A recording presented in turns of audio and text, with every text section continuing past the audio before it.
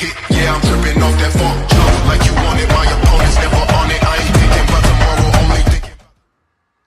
Wow. That was awesome, man. Yeah. Awesome. We're hipsters, man. We're hipsters. I'm telling you, man, I was like bopping back here. I was like, hey, what's going on? What's happening? Well, good afternoon, Mark. Well, thank I'm you. really excited about today's show and our guest that we've had. He's been on before, and he brings some valuable information about everybody, every individual, and every family should know about. What are we going to do when we get old, like me, 77? So some of us are there. Some of us are there, Tom. Some of us are there. But this is a topic. I have my background in financial planning and financial services for over 20 years. We talked a lot about retirement and that type of thing, but never a whole lot about the need for care in those years or anytime. You may have need for care at 50.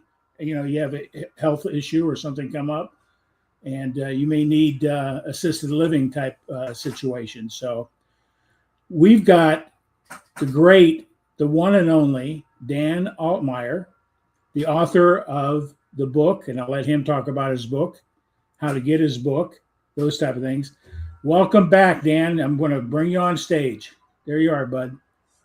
I was trying to get my do-rag after that music that you had. We had to stiff it up for you.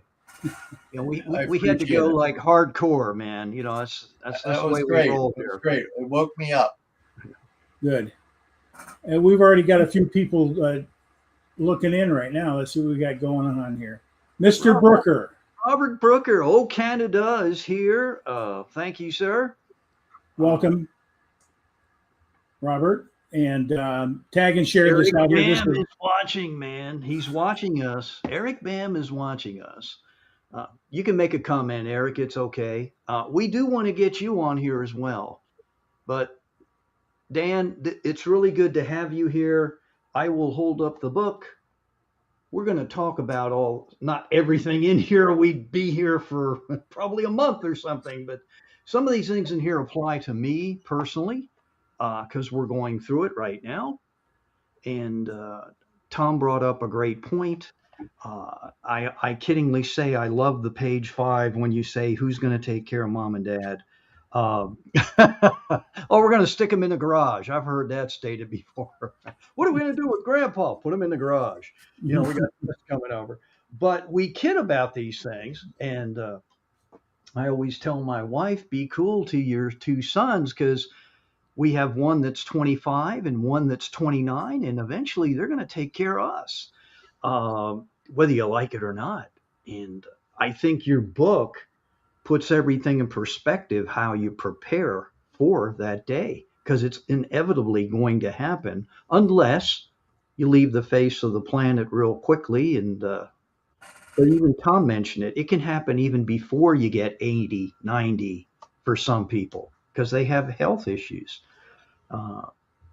And Dan, I know the industry you've been in, you've probably seen this coming and gone. And I do have to ask, what inspired you to write this book?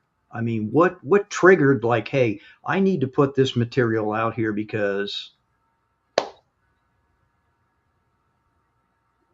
And you can. Well, because what Tom was talking about too, and that is that I see people who are prepared to retire and have a wonderful retirement life and go on the trips and do everything, but they're not prepared for the downside. They're not prepared for the what if. And a balanced plan has a set aside to take care of that. But unfortunately, a lot of people say it's not going to be me. And they keep putting it off until, there are less chances. I've been, in April, I celebrated my 40th year in financial services. And over that time, one of the things I've always said to my clients is that the further out you go on the decision tree, the more out on a limb you are. And because you have less and less choices. And Right. when you only have one choice, it becomes what they call a default choice, right? Mm-hmm. But in financial world, default is a bad word. And so, but to answer your question, I had clients that went through this. My also my family, my wife and her two sisters cared for her mom for 10 years in dementia, 24 hours, 7 days a week while they were still working. There was no plan. There were 3 daughters. Right. And fortunately, their relationship and faith were strong enough that they still love each other at the end of that period. But there was a lot of trying times, and I watched as they started off taking mom to the grocery store, taking mom here and there, everything else. But as things deteriorated, they were more and more challenged on their ability to provide the care because they weren't trained how to do the care. They just were trained as being daughters. But after a while, they started losing that role and started becoming caregivers more than daughters. And God bless her mom had a great financial plan in place. Everything was good.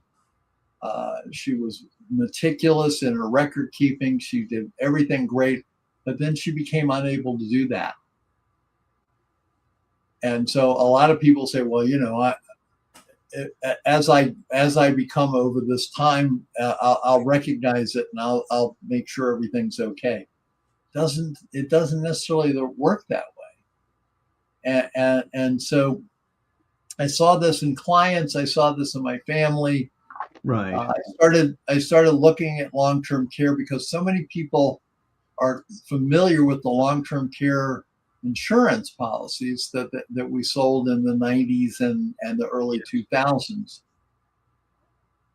which were medical based, and they were and still are a good policy. Mm-hmm. The challenge was that as prices went up, the premiums went up.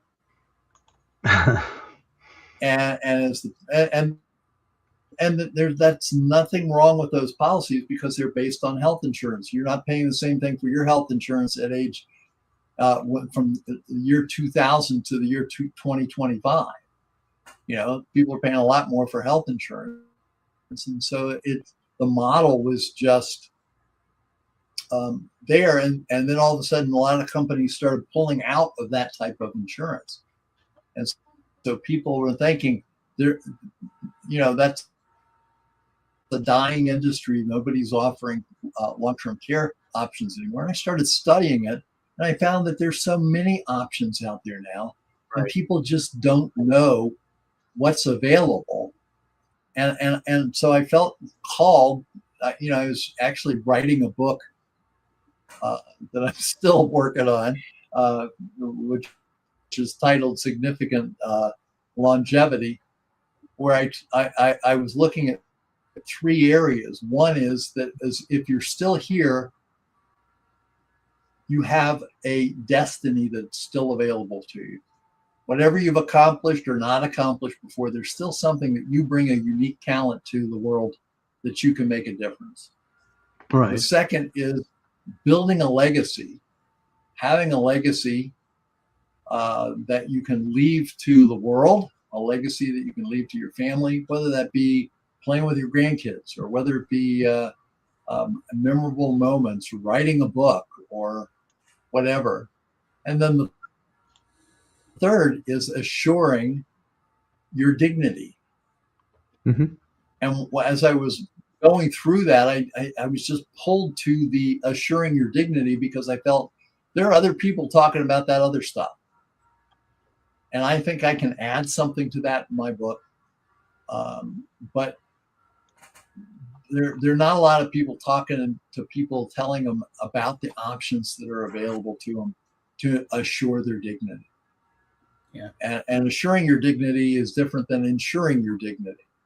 Okay. You don't need insurance necessarily to have a plan. And that's the most important piece from my perspective. And what I wanted to get across in the book is there are a lot of tools out there, but if the tools aren't used in a plan, you don't have a plan, Right. and you're going to have a crisis. So that's, that's kind of the genesis of how that happened. It was not something I started off to do, but it started off in one project and became its own project. So Nice. Can I make a comment here? But going back to what I said, people plan for their retirement. When I was in the financial service industry, let's say a household, a man and wife making combined income $100,000. That'd be both of them making about $50,000 a year. Our target was to determine when they want to retire and have 75% of that $100,000 as retirement income. Well, let's take a look at what it cost. So they planned for retirement, and then they didn't plan for the nursing care or the home care. Let's take a look at what that costs and why people should know this and plan as well. The national median for care is $11,000 per month for private room and $9,842 per semi-private room. That's $135,000 for a private room a year and $118,104 for a semi-private room. But they plan for 75. They fall way short just with the retirement income. So you have to take, that should be part of the overall picture and plan is what is it going to cost to be taken care of for maybe 1 year, 2 years, but you may not have anything left or may not have enough money to even cover that. So those are pretty staggering numbers. The reality is important to know. So these are numbers from the seniorliving.org and U.S. government, those type of things. So and most people can't even retire today. They didn't plan. So what's going to happen when they need care? The kids are gone out of state, all those different problems that come up. Yeah. Who's going to get mom and dad to the doctor? Well, Who's going to those type of things? So I'm involved with a nonprofit here in our community, getting senior citizens to and from their doctor's appointments and stuff because they don't have the resources. They can't drive anymore. Their health conditions doesn't allow it. They have no family around. And if they didn't have transportation to their medical care, they're really upside down, health-wise. So I belong to a nonprofit getting people to and from. And most people are in these new nursing homes we pick up. They are broke. They have to rely on county services and nonprofits to fill those gaps or offset some of the cost. We'll take somebody to the hospital to see their doctor for $5, but if they try to use Uber, that's a $30 to $40 lift in town. So it's a valuable service. So I'm involved with that, and I see the struggling of these seniors, my peers, financially. That even a $5 fare to the doctors is stressful. Right. They don't have any money because they're spending $15,000 a month in a senior center care, assisted living or independent living, not cheap. Right. And they didn't plan for that. Yeah, I do have to add to this because this is all applicable stuff that I'm kind of dealing with right now. Difficulty in dressing, 9%. Vision or hearing difficulty, 11%. Difficulty in going out, 11.9%. And then you have the ultimate difficulty in walking, reaching, lifting, carrying, climbing, all these things you take for granted. You mentioned in the book, and the reason this hits home is I'm a fanatic about today. Tom teases me, but today, yeah, man, I did 4.1 miles, and I'm just hell-bent on I'm either going to break down or rust out, but I just don't want to be one of those statistics. And I think some of that has to do with the things that you're doing. The fact that the three of us are on here, we're staying active upstairs. Uh, I'm not patting myself on the back. I'm not the only guy, but Saturday, 4 games, Sunday, 4 games, keeps me engaged with younger people, keeps my mind sharp, even though I'm getting yelled at by parents, coaches, whoever, I can deal with it. But no, it's a good thing. And that's what I tell myself. A lot of times when people are freaking out, and we had some situations yesterday, but I just laugh on the inside and said, you know what? Most people your age aren't doing this, dude. So just chill. It's all good. And I turned 70, so I've seen people even my age, man.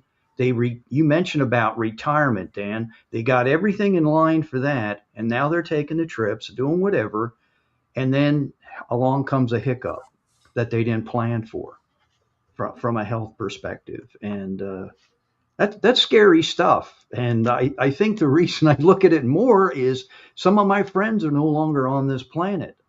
In fact, one of my best friends, and that's the reality check. And you never know when it can happen. It's kind of like none of us knew what it was like before we were born. So what are we going to know what it's like when we leave the planet? You're not going to know. It's just going to happen, man. And but these are things that kind of strike me. Or difficulty in working, 23.8% you mentioned here. Difficulty in remembering, 12.7%. But when you talk about getting around your house, climbing stairs, reaching, lifting, yeah, I've got someone, I can't mention the name, but they're in our family, and they have these issues, and it really hurts when you see it. The balance, all these things you take for granted. It's kind of scary, and that's just one of the things in your book. Uh, where will your aging parents receive care? You devoted it like chapter 2. These are just all little things. I don't want to tell everybody everything, so they at least order your book, get your book, and read the book. But it's good stuff. But you mentioned the most predominant thought, and Tom all the time. We put it on the back burner and said, "Yeah, I'll get to it. I'll get to it. I'll get to it." And I'm not going to mention names here, but we have some people in our family that do that. It's like the old song, "Mañana, mañana." Well, you don't know how many tomorrows you're going to have, and so, and I think health and this in particular, aging gracefully, planning thoughtfully, kind of maps it all out here. Well, one of the things that I've come to realize is that this is a huge issue. It's not just a senior citizen issue. Oh no, it's not just they didn't put a plan in place. They didn't do this. The what they call the sandwich generation, people between 35 and 65, mm-hmm.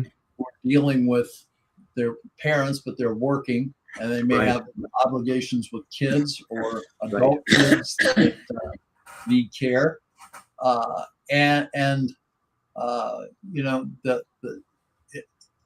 one person over 65 has a 70% chance of needing care at some point in their life.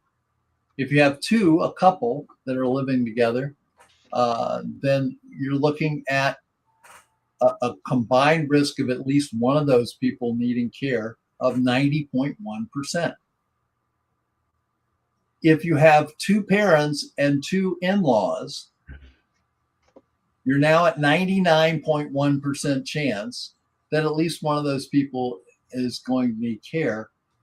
And what I ask people in that 35 to 65 age range is, what are their plans? You've got a 99.1% chance. Are you going to bet on 0.9?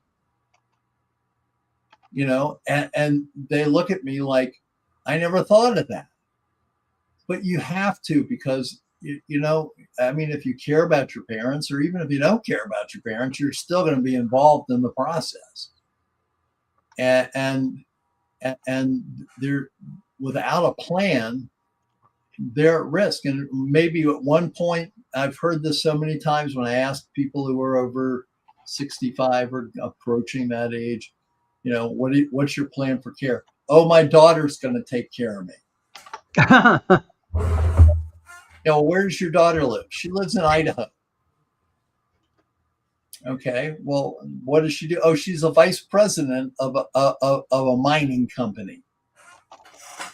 Okay, is she going to move from Idaho to Atlanta and take care of you?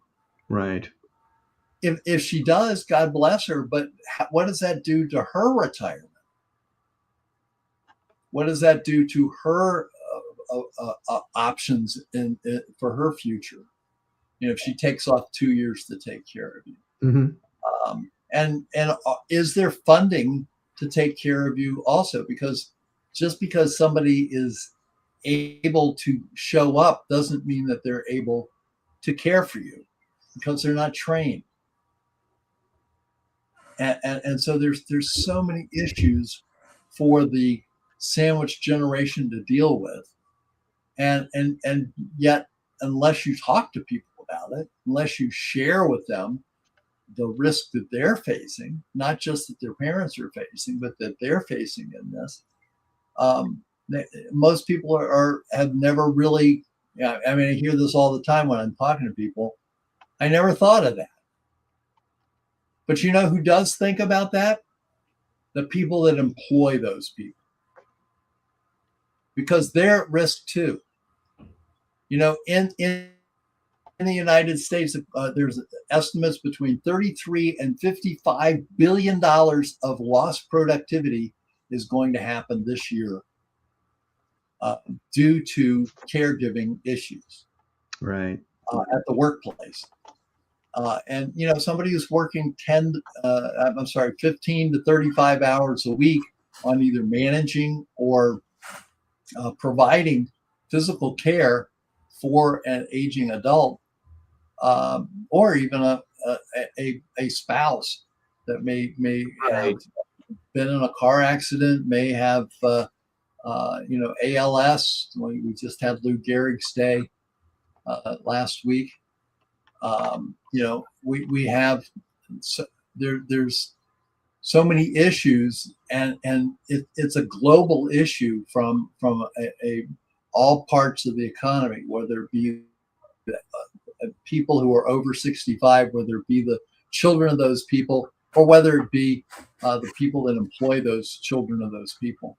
And if we don't bring it up on a regular basis, and I appreciate you guys inviting me again to come and talk about this. We don't talk about it. People just shove it under the carpet, sweep it under the carpet, and say, when I get around to it, I'll take care of it. And that, unfortunately, a lot of times is way too late. I'm reminded of you guys are old enough to remember this. Remember in the 80s and the 90s, all the specials, the PBS specials, the 60-minute specials about when the big hurricane hits New Orleans and what was going to happen? Right. And they said, oh, it's there. We've got to do this. We've got to do that. We've got to do this. And nobody did anything. And then the big hurricane hit. Lack of planning. You can talk about it, but if you don't have a plan in place, if you haven't done the work in advance, it's still a crisis. And we have someone that's shouting out to us, Sandy Shell. Thank you. Hi, Sandy. And here's the best one that you mentioned it. Over the next 10 years, this is from chapter 3. It is projected that elder care will replace child care as the number one issue for working adults, which you talked about. And that is important because if you're not being productive on your job because you're having issues taking care of your parent or parents. Hey, Sandy, thank you. And please, everybody that's out there, if you're listening, like, tag, share. Important stuff to talk about, but that's important. That issue right there, Dan, and it's happening in corporate America, where people aren't as productive. Like, gee, man, Dan seems kind of stressed, or Tom's not really hitting his numbers like he used to. Yeah, well, maybe Dan and Tom have some issues on a personal level, but unfortunately, when you're working for the other guy or corporate America, as much as we would like to think that, some companies really don't give a damn, and they want you to come in there and do what they want you to do because they're paying you. I know that sounds harsh, but that's the reality check. When you work for these companies that pay you six figures and beyond, there's your book. And Dan, you tell them how they can get a hold of you, get your book. Okay, so we are in the process of moving it over to Amazon print on demand. So right now we're just, if you want a copy, just send me an email at Dan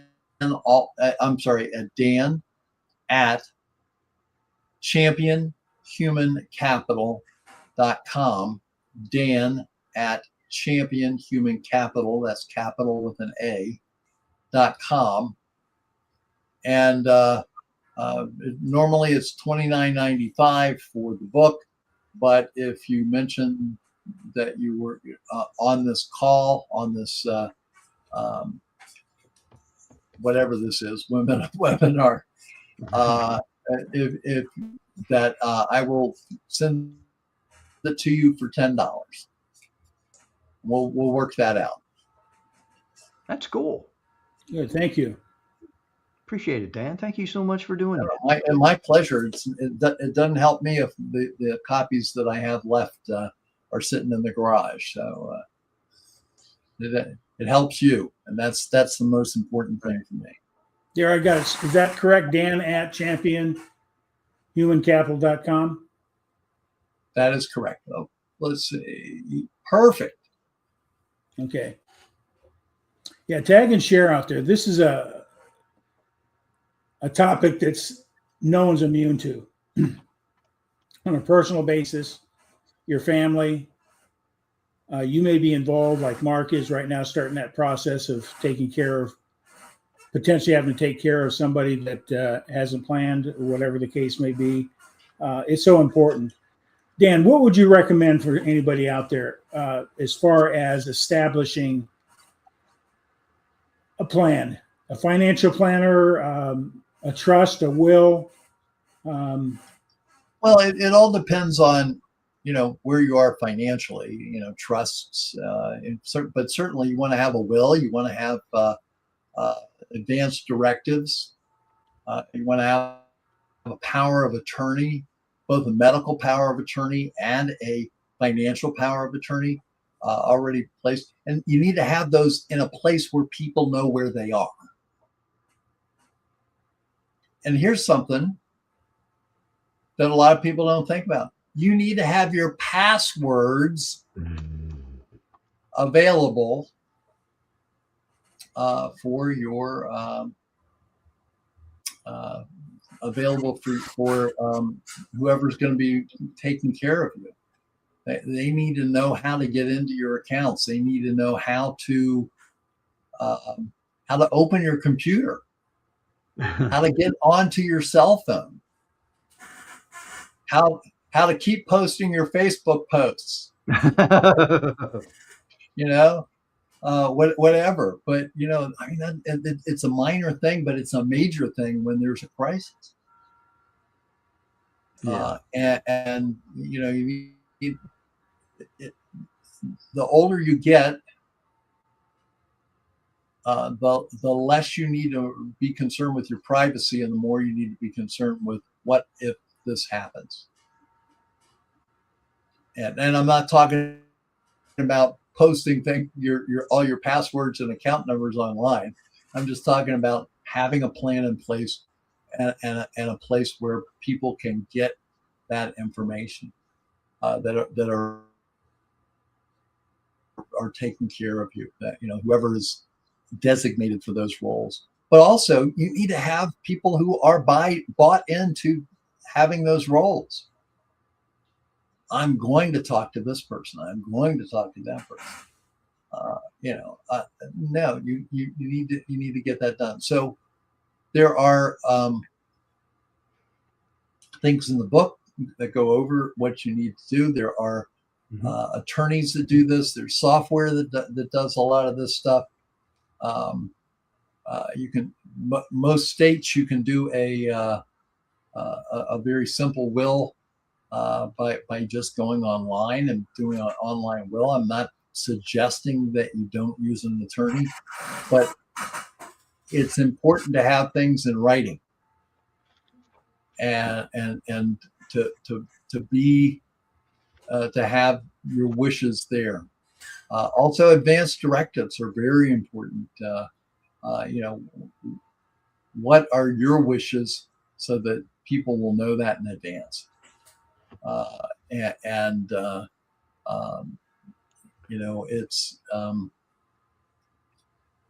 It's a hard thing to face, I think, for a lot of people. But we're, as both of you guys had mentioned and previously, we're all mortal.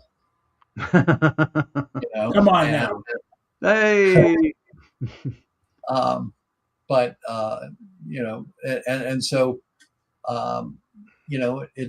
It's about inevitability. I was talking about the chances needing for care and the percentages for care based on one person, two persons, three persons, four persons.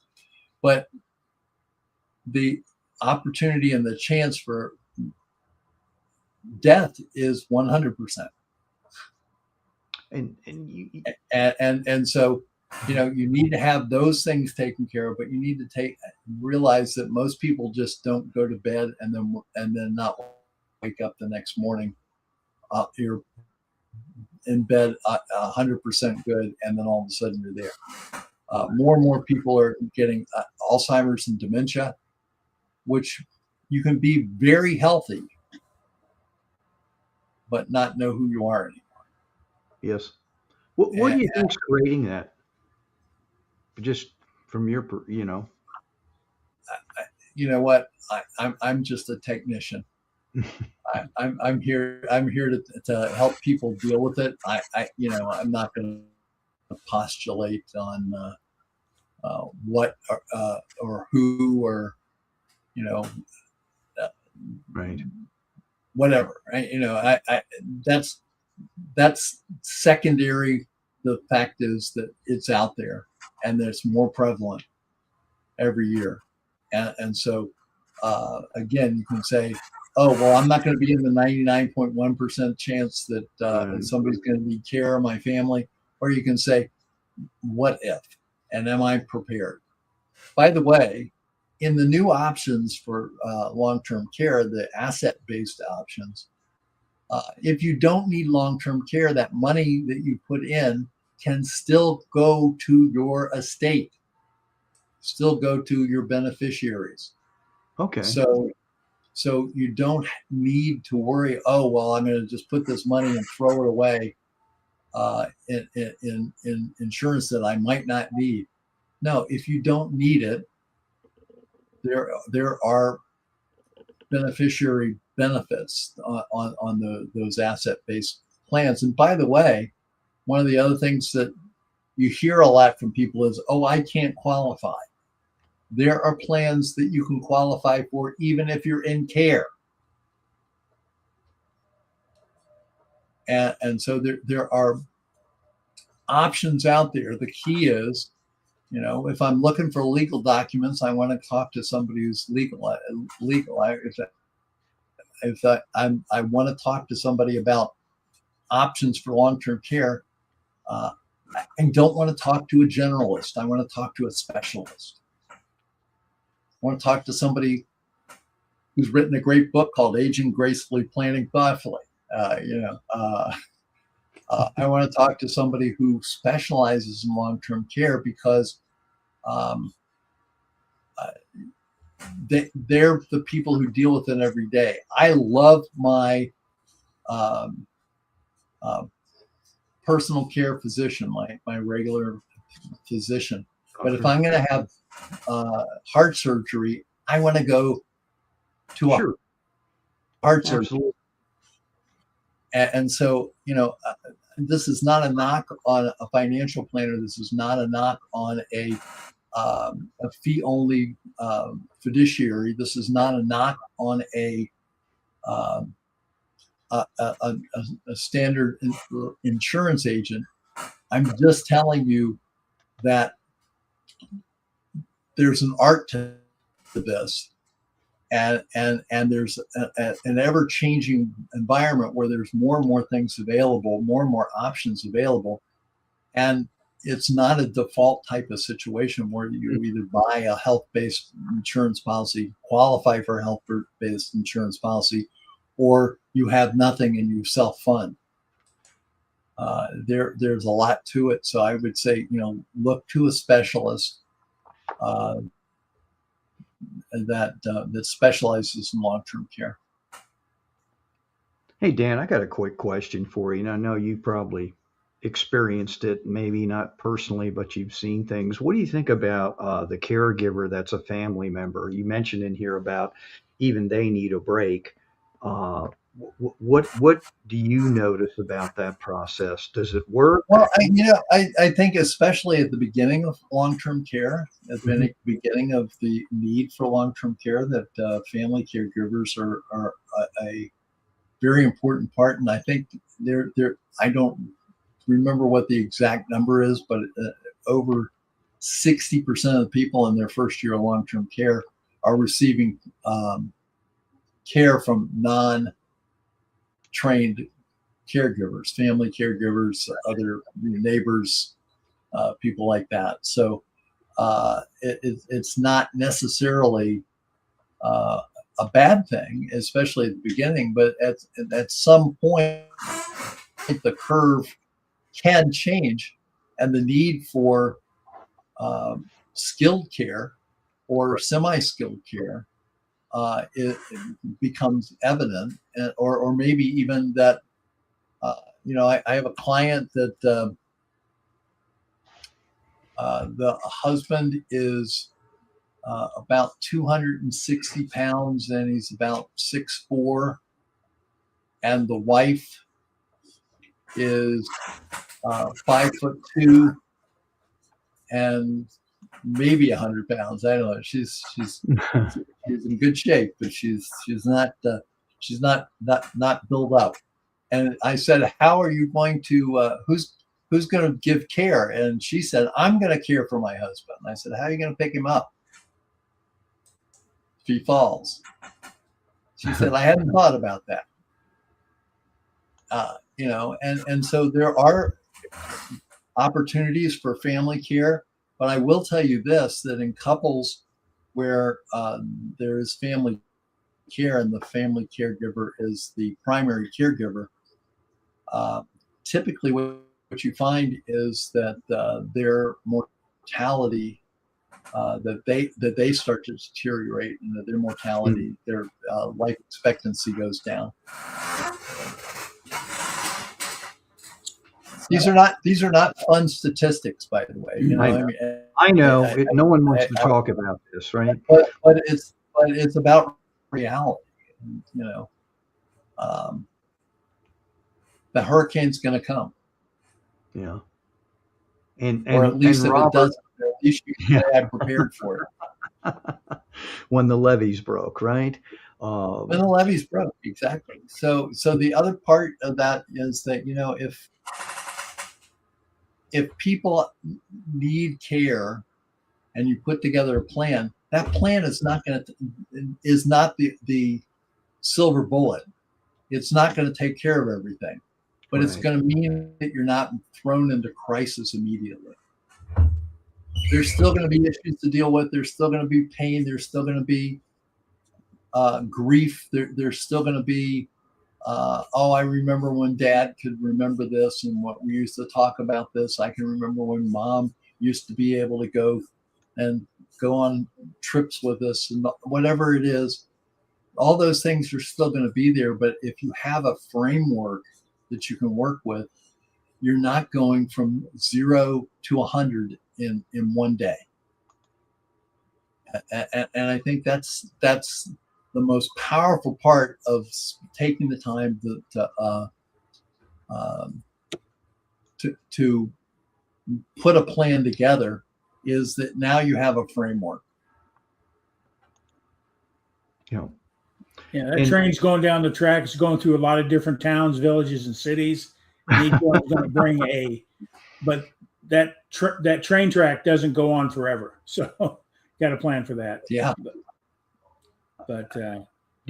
Robert, Tom, I just want to say, Tom put it up there. He just was talking about a fiduciary as a financial planner that doesn't make a commission from the investments they direct their clients towards. Is this correct? He's asking. So they are acting in the client's best interest?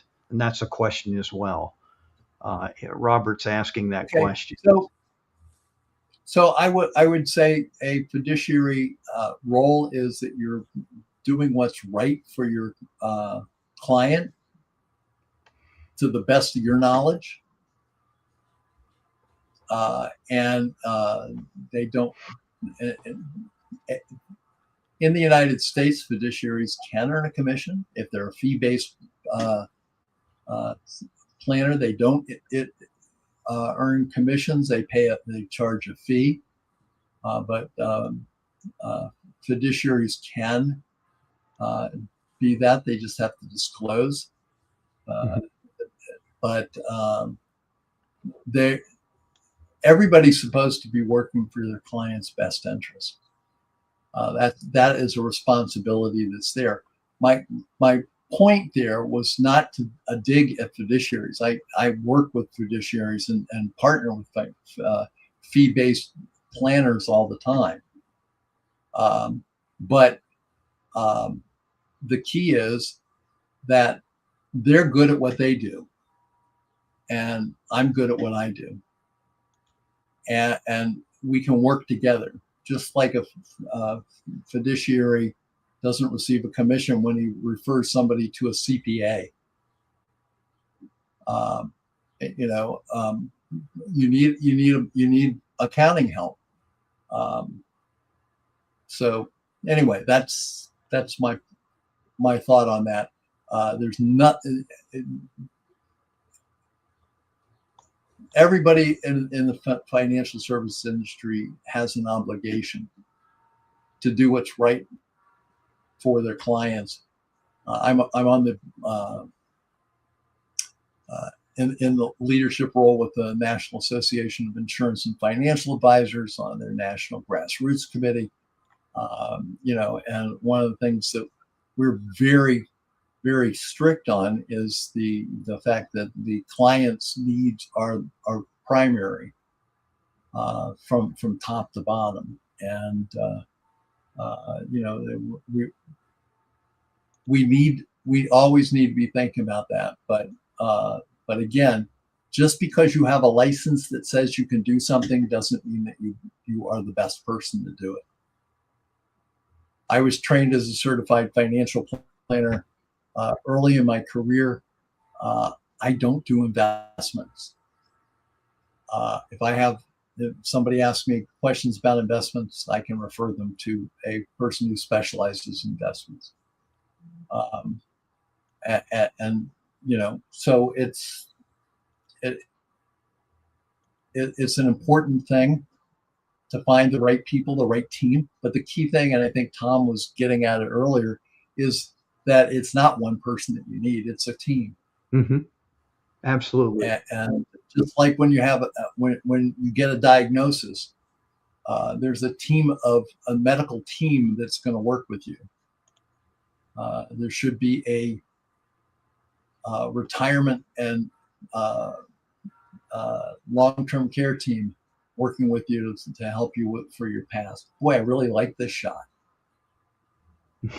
Nice screen work there, Tom. Except you could make me smaller, but anyway. There it is. Okay. Marvelous. Yeah, there's so much about this thing called life and planning for your life during your life. And it's going to happen to us. It's happening as we're talking. We're aging by the moment. And who's to say that we're not going to need assisted living or nursing care or whatever the case may be? My wife, we have a wellness center here in town. It's on a senior citizen campus called Shorehaven here in Oconomowoc. And she was visiting one of her clients in assisted living. And when she was walking a causeway, she looked down, she saw somebody she knew here in town in a wheelchair. So she was concerned. So she went down and she says, "What happened?" Now, she wasn't, she's a senior citizen, but she had fallen getting out of the shower and didn't get any help for 24 hours. She broke her hip, and now she has to be have care, through assisted living. I don't know how that's being covered. It's through Medicare or Medicaid or insurance or whatever the case may be. But here she was, up and about, a big business person here in our community, and next thing she knows, she's in senior assisted living for an accident. Broke her hip. And that's a great point. You could get hit in a car too. You just don't know what can happen out there. It can happen to any one of us. Well, and none of us, all of us have time bombs that are inside of us, one way or another. The older you get, the more chance you have to do that. But there are people that I saw a statistic that said that over 40% of the people in long-term care facilities are under 65. Is that really? Is that correct? Yeah. Wow. Now, I mean, that could mean they were 62, but it could be from a car accident. It could be from a debilitating disease, Parkinson's, ALS. It could be a lot of reasons, but you think of this as something that is there for older people, but it's a real need out there for everybody, and those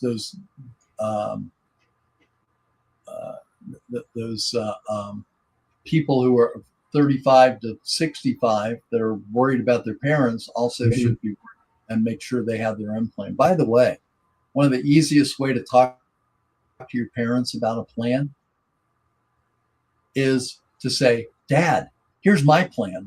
What's yours look like?" Yeah. As opposed to, "Oh, what are you trying to put me in a home?" It's walking to them and being consultative, and it starts a conversation as opposed to making it feel like it's something like, "Oh, you're pointing at them and saying, you don't have your act together." And I got a question. Go ahead. Yeah. So you got children say, "I'll be your caregiver" or something. Is there any organizations or training people could take prior to taking that role of caregiver? Is there any organizations that help those individuals prepare for the caregiving role? Do you know that? I don't have specifics of somebody planning to prepare for that, but right now there are so many job openings for people that want to give care that I know that they're training out there for those people and everything. And then of course, things like the Alzheimer's Association, Dementia Association, other Parkinson's Association, all have training that's available there. But I think the most important thing is to have a plan. After you have a plan, it's great if you can get some training. I mean, certainly you can go to your local governments usually give training in how to help people with that have breathing problems. They have a trachea or they swallowed something or whatever. How to give a CPR, all those things like that. I think that's training everybody should have on how to be able to be a solution in a crisis like that. But if you're training for helping somebody in one area and they need help in a different area, if they have because you don't know what they're going to get. I think it's I just don't know how many people would do that. Yeah.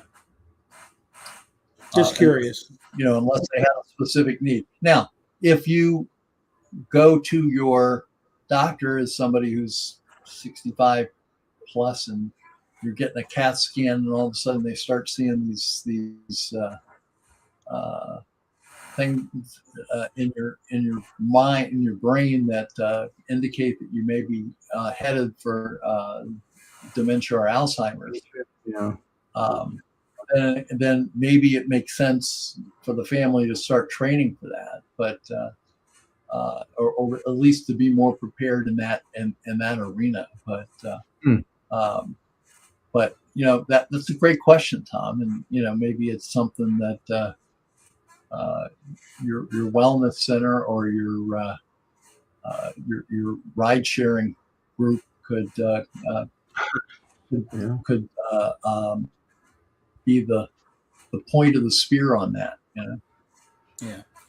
I just know getting them in and out of the vehicle and their walkers, it takes some skill. I mean, it's just, Yeah, well, and that's exactly, and that's specific training around that is something that your drivers who are adept at that could provide that kind of training for people. So, Right. That different resource right there. Way to expand your mission. Wonderful. Thank you. Anything else, Mark? You have any more questions? But, we just talk about I'll hold this up again, man. Do get a copy of this. I highly recommend it. It's free. It'll make you think, and it'll make you feel not stupid, but it'll just, as you're taking a walk or something, you'll kind of. No, it's very informative, and it'll put thoughts in your mind, good thoughts, and say, hey, am I doing this? Am I doing that? What about, care for me when I get to be this age or before I get to be this age? What am I doing? Prevention planned, do I have the resources when that time comes? Am I going to be prepared? Well, and also not one of the just other things in the book. One of the other things in the book, or areas of the book, are what are the resources that are available. Right. You mentioned earlier about a veteran. There are specific programs for veterans. There are specific programs for people who qualify for Medicaid, and all those things are listed in the book. And so this is not just hey, if you're planning ahead, it can be, hey, this is happening right now. What are my resources to take care of this? And certainly, if you have something like that happens, feel free to reach out to me. You can see my email address scrolling across the top. If you have any questions, I'd be more than happy to help anybody, at least to refer you to somebody who knows more than I do, if that's the need. One of the graceful things about aging is realizing you don't have all the answers. Come on now, we got wisdom, right? We got wisdom, and part of that wisdom is knowing when to shut up. Speaking about shutting up, we're getting close to the top of the hour, but Dan, I just want to say thank you Can, for can I throw one more thing in there? absolutely, I absolutely. recently put together a program for the workplace called Primegevity. Really? And what Primegevity does is it provides long-term care benefits for the employees on an optional voluntary payroll deduction basis, Uh-huh. on a guaranteed issue basis, so that they have access for them and their spouse to get coverage. It also brings a long-term care concierge service to help the employees manage the care that they may have going on for the parents, and it also gives a free review of the employees' parents and in-laws' current plans. And by doing that, it again makes it very easy for them to go and say, "Hey, Dad, hey, Mom, I got this benefit at work, and it includes a review of your plan. Can we go over your plan with these people? It doesn't cost me anything." And that starts the conversation. And it's completely gratis to start the conversation, to go over the review, and then after that, if they would like to go further, that's fine. If they have a fantastic plan in place, that's fine. If they have nothing in place, at least it identifies that they have nothing in place. So Primegevity is an employer-based plan, and it's very affordable for the company to offer that. Wonderful. Is there a link on that, or is that they can contact you to get more information on that? Just contact me and we'll talk about it. Wonderful. Okay, that sounds like a great option for. That's good. That's very good. Well, Dan, like 1 hour is not enough to, because the topic is pretty deep and pretty serious. I thank you very much for your passion to help people getting the information out, making those plans, and being prepared, because we're all going to get there one way or another, and hopefully later, but it's all going to happen. I thank you very much for you being on again, and the need is great. Keep up the good work. Thank you again for the opportunity to bang my drum on this. And whoever's watching this, tag and share. There's going to be somebody out there that needs some guidance at this point, or get some questions answered. So tag and share this with your friends and family, and the more people we touch, the more people we can help. Absolutely. And if I can just add one other thing, I just want to compliment you guys on being back on the air. You bring a great bit of wisdom, as Tom pointed out, and clarity to a lot of issues, and it's great to have you back doing this webinar each week. Thank you, sir. Thank you. Appreciate it much.